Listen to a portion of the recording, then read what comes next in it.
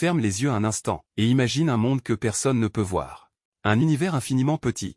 Plus petit qu'un grain de poussière, plus discret qu'un virus, plus mystérieux qu'une molécule. Tu crois que la matière est pleine et solide? La vérité, c'est qu'elle est presque entièrement vide. Et pourtant, c'est ce vide qui compose tout ce que tu es.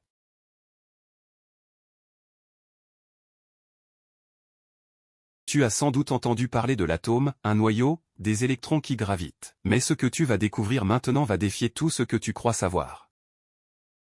Bienvenue dans l'invisible. Bienvenue au cœur de l'atome. Un atome, c'est comme un mini-système solaire. Au centre, un noyau. Autour, des électrons en perpétuel mouvement. Mais voici le plus fou, si l'atome était grand comme une gratte-ciel, le noyau aurait la taille d'un petit pois. Tout le reste, c'est du vide. Le noyau contient des protons et des neutrons. Et là, on commence à plonger encore plus profond.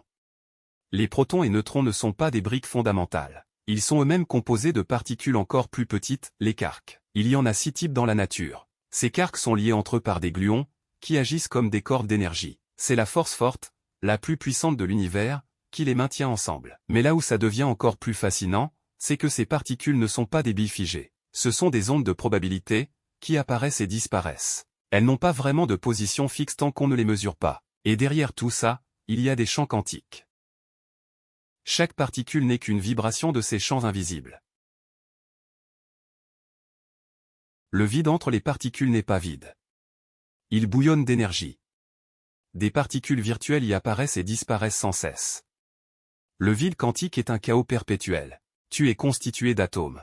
Des milliards d'atomes organisés avec une précision fascinante. Et pourtant, chacun de ces atomes est composé à plus de 99,999% de vide. Le noyau, extrêmement dense, ne représente qu'une infime fraction de son volume. Autour, les électrons ne gravitent pas comme des planètes, mais occupent des zones de probabilité, définies par la mécanique quantique.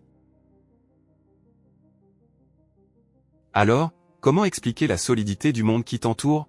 Comment des objets matériels peuvent-ils émerger d'une structure aussi vide? La réponse se trouve dans les interactions fondamentales. C'est l'électrodynamique quantique qui empêche les atomes de s'effondrer, la force de Pauli qui structure la matière, et les champs quantiques qui sous-tendent l'existence même des particules. Ce que nous percevons comme de la matière stable, n'est en réalité qu'un équilibre dynamique, une apparence d'ordre dans un univers en perpétuel mouvement. À l'échelle subatomique, rien n'est immobile. Les particules surgissent du vide, interagissent, disparaissent. Les champs vibrent, les énergies fluctuent. Et ce monde invisible, ce monde des quarks, des gluons, des probabilités, est la véritable base de tout ce que nous sommes. Alors pose-toi cette question. Si tout ce qui existe est fondé sur l'incertitude, le vide et l'interaction, qu'est-ce que la réalité au juste?